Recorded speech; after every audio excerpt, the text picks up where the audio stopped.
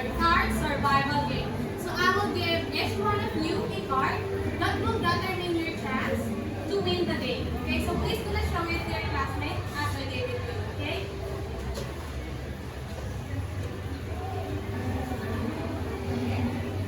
And again, one and a half.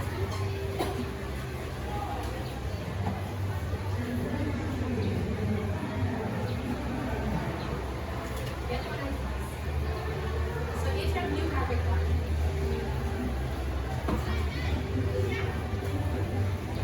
Are you all ready now?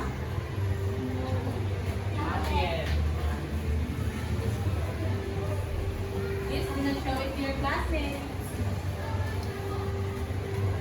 Is anyone in the class who have any card yet? Any excess?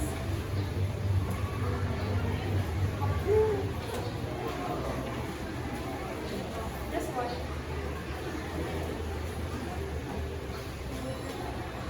Does everyone have a card now? Okay, so next one. Can you please stand first? Can you please stand?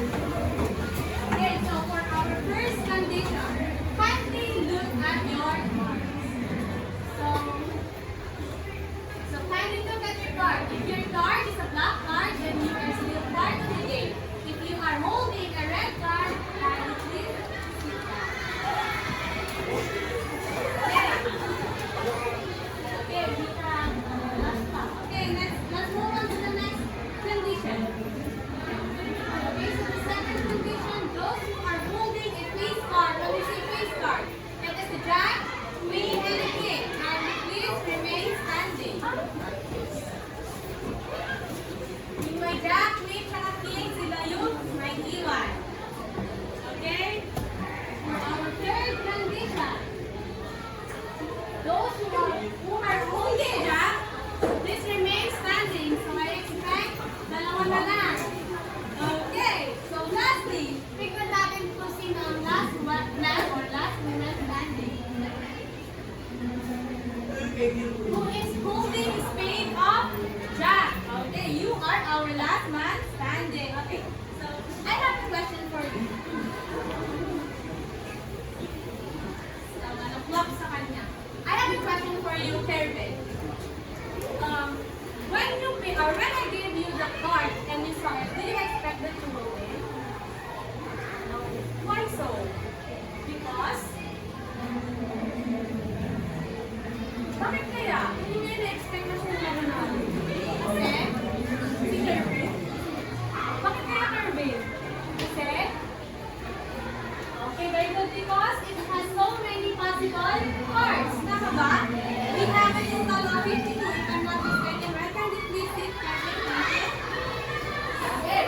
So, from our activity, we can now connect it to our past lesson, which is determining the sample space or the possible outcomes and number of events. So, in our activity, what are the possible outcomes in the deck of cards?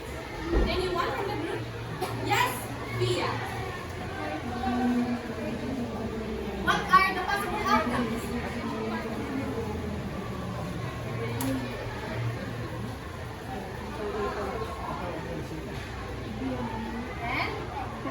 And what else? Yeah?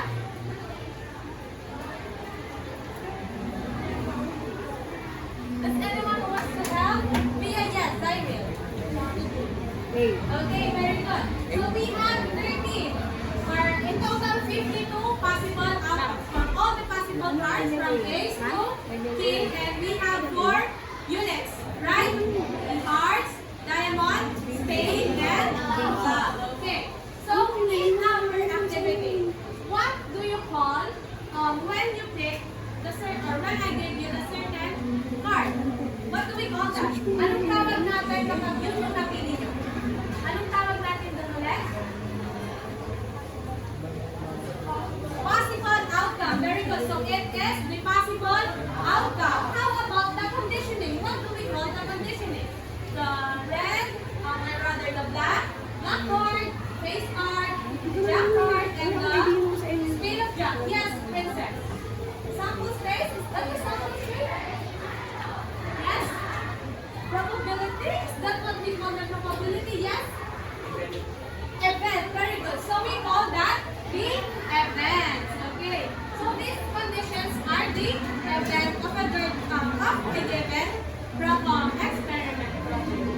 Lining area. So, Assessment. before we formally start, let us have a Practical group learning area. activity first. Assessment. I think you already have your group last meeting, so we will just use that as your group, okay? So kindly listen to the instructions of my meeting. I will divide the class into 4 groups. Each group will receive an envelope containing scrambled puzzle pieces. After assembling the puzzle, you will list the sample space and identify one possible event. The first group that finishes correctly will win the game. Did you understand the instruction? Okay, so kindly go to your group. And can I have one representative to complete your puzzle? Okay, 1, 2, 3, 4. Okay, kindly pick your chosen puzzle. Okay. Are you ready? So are you all ready now? Yes. Okay, so kindly work with your group mates and assemble the puzzle.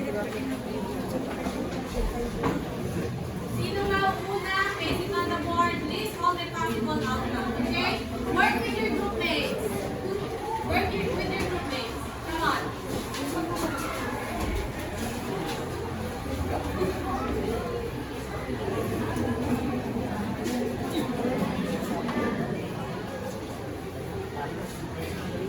Face it on the board and list all the possible outcomes. On the board. List it, face it on the board. Come on. Face it on the board. Face it on the board. Come on, you face it on the board. Possible outcomes. Possible outcomes. Or your sample space.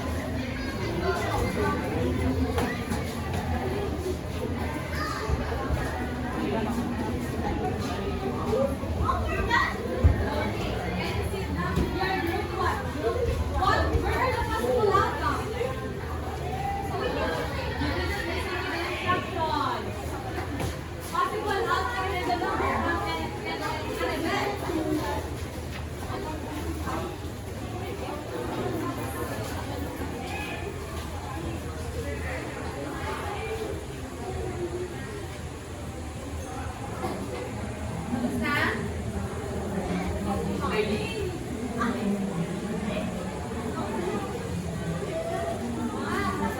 Okay, kindly see if you're done. Kindly put your group number on the board. An event, one event. Underneath one event. One event. Kindly sit down if you're done.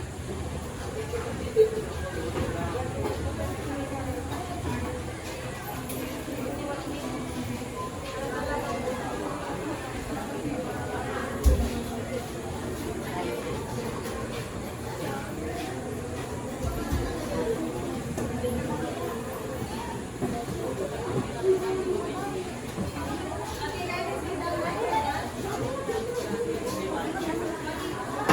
Okay, kindly list the possible outcomes.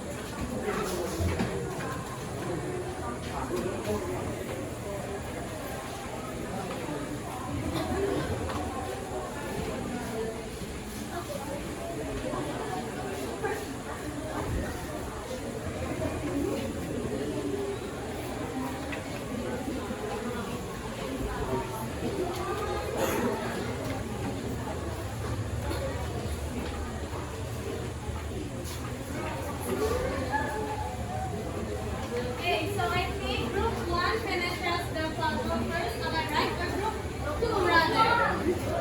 Oh, they are the first facing on the board. Okay, very good. So we have here the possible outcome of our head, which is head and tail. Okay, so here we have a deck of cards. We have a possible outcome of, is this correct? So what is the correct possible outcome? Okay, it should be ace to, yes, E. Ace to E. Okay. And we're rolling a dice. Is it correct? Yes. And the spinning with 10 numbers. Is that correct? Yes. Okay, very good class. So here we have, today we will discuss about calculating the probability of an edge or this event. So first let us determine our object. Kindly read Zaira.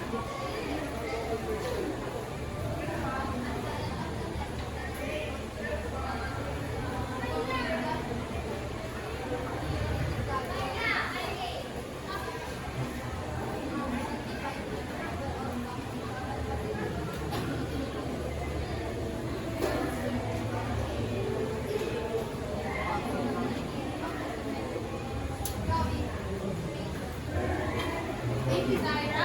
So today we will discuss about the calculation and calculating the probability of a simple event. Okay. So when we say simple event, it has only one. What is a simple event again? Yes, Valerie. Simple event. Only one outcome. Okay. So when we say simple event, we only have one possible outcome. Okay. So before we formally start, let us have our formula first. Okay. Kindly read. Yes, Alex.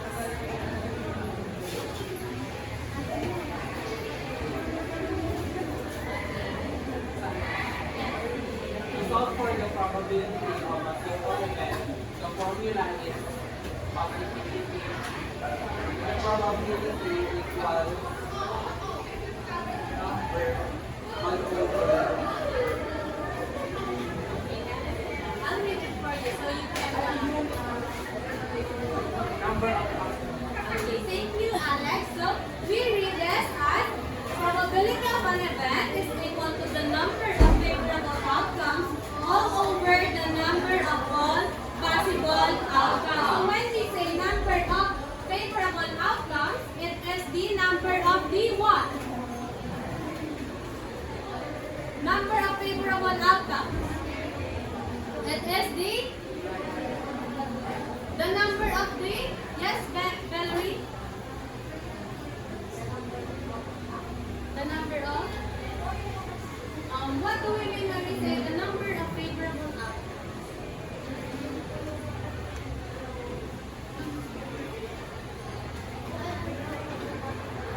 Okay, so it is kung ilan yung possible outcomes na, kung ilan yung number of events. Okay? When we say favorable outcome, it is the number of events. Okay? Did you get it? Yes. Okay, so when we say naman number of possible outcomes, this is the sample space. It is all the possible outcomes of a given experiment. Okay, did you get it? Yes. You sure? Yes. So let's try to have an example. So kindly read Adrian. Our example, please.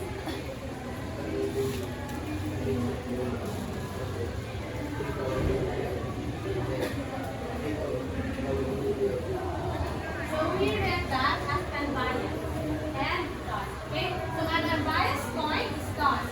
So we are looking now for the probability of getting a head and probability of getting a tail. So let me just remove your coin.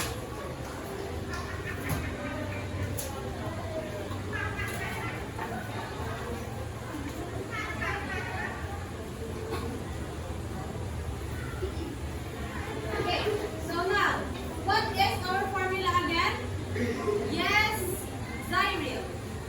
Formula. Probability of an event equals the number of favorable outcomes over all number of possible outcomes. Okay, very good.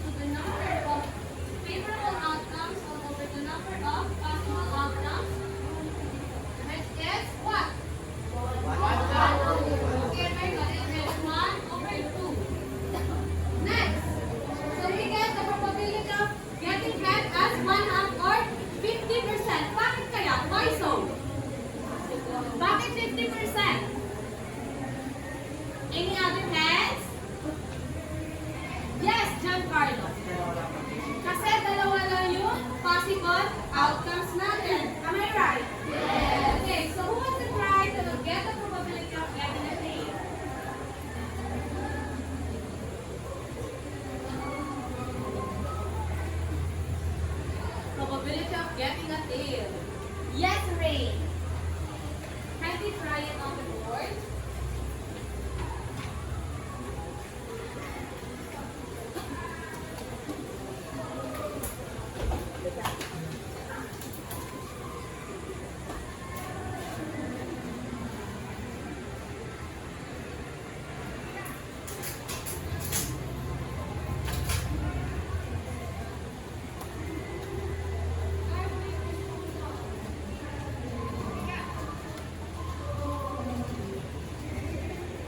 Probability of getting a plane.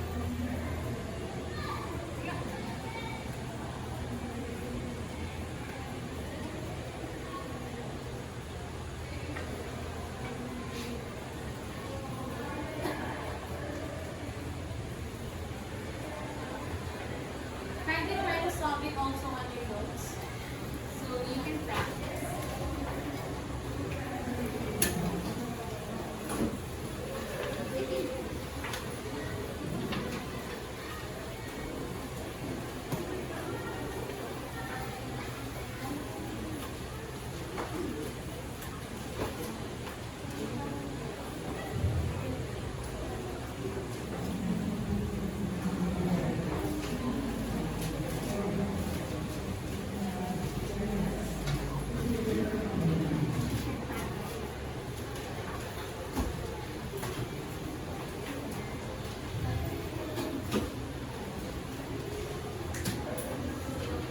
Try it on your notes.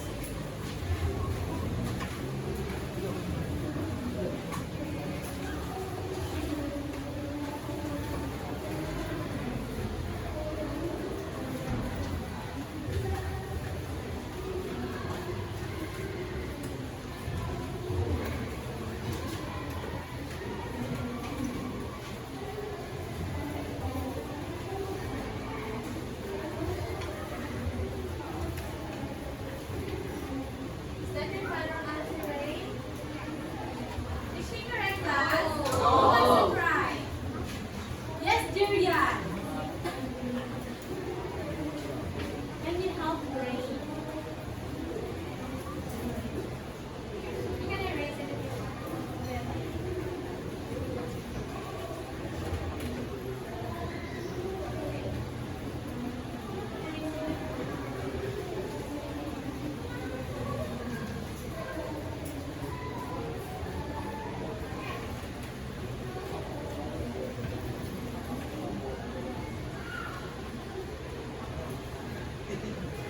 Tama ba yung sagot ni Julian? Yes. So, we just simply get the number of favorable outcomes, which is ilan? Ilan ang favorable outcomes pag kinukunti? 1. And the possible outcome is 2. So, we get 1/2. So, in percentage, we get 50%. Okay. Nakakasunod ba lahat? Okay, so next, let's have another example. Okay, kindly read Rachel.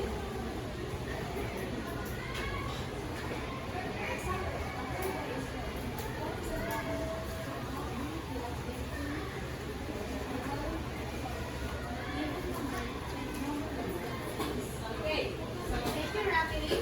So here we have 3 problems. So we are looking for the probability of getting 4, an even number, and number less than 6. So let us start with a probability of getting a 4. So in a die, ilan ang 4?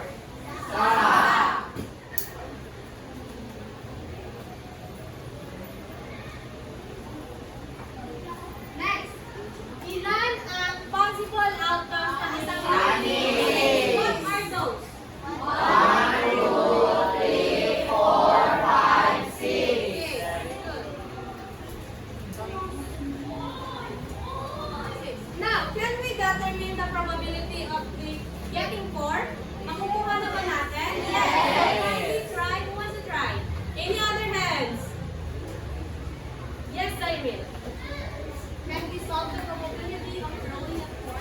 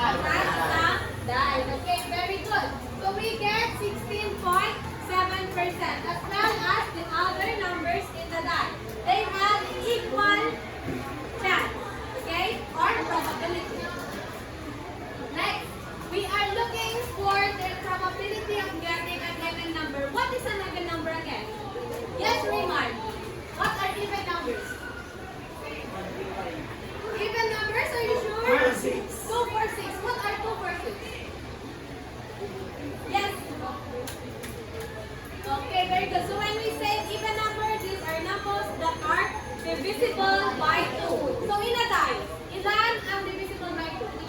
Can you write it in front? Oh, Raymar.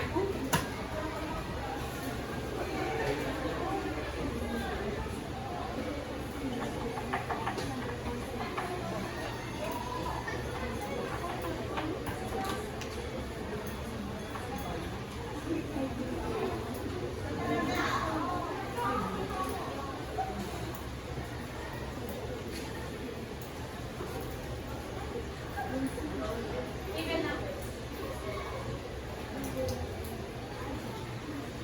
Okay, thank you, Raymar. So these are the even numbers in a die. 2, 4, and 6. Okay, so now, can we get the probability? Yes. Okay, who wants to try the solve and get the probability? Yes, Matthew. Get the probability.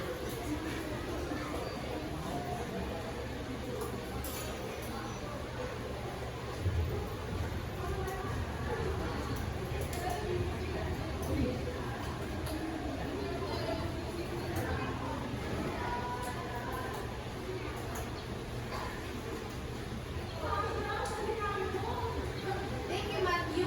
Tama ba yung sagot ni Matthew? Okay, so we get 3 over 6.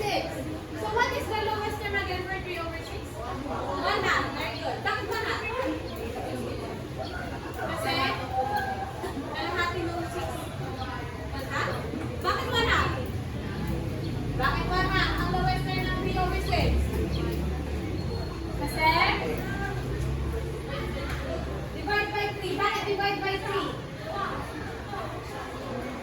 Kasi yun yung greatest common factor. 3. That's why it is 1/2. Okay? Naintindihan? Nakakasunod bang lahat?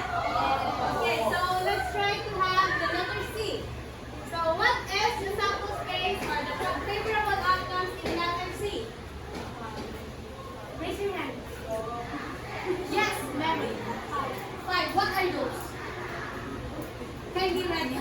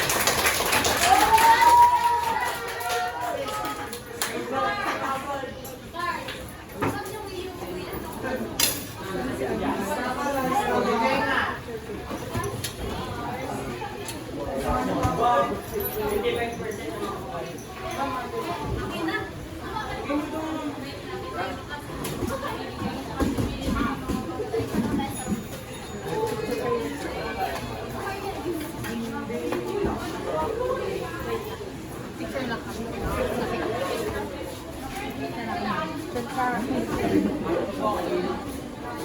magbibigay ng drink.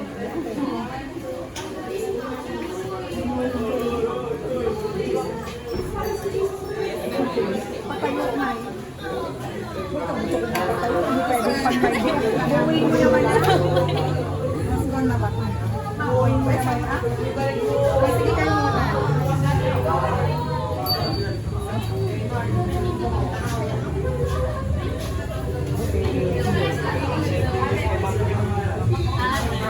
Andyan na yan.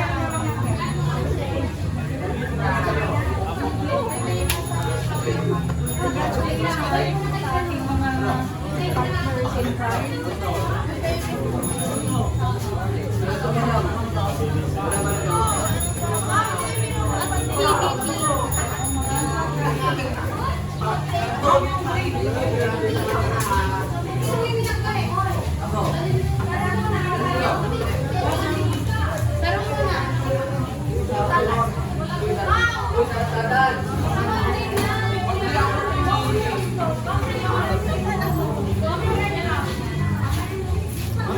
Oh, akala mo may sarap.